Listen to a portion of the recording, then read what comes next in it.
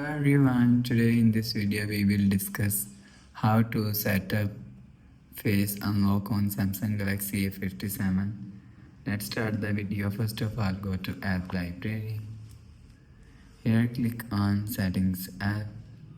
Now in settings, scroll down and click on security and privacy. After click on security and privacy, click on screen lock and biometrics. Enter your phone pin and click on continue. If you want to set up face ID, so you will see click on face recognition.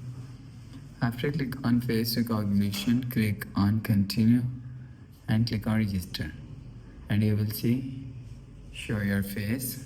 You will see.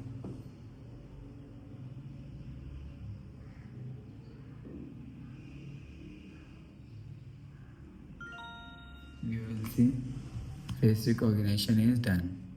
After the process, you will see one is open.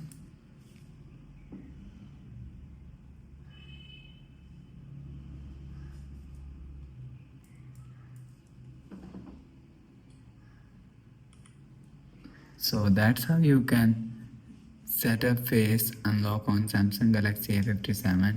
If you like the video, please subscribe. Thanks for watching.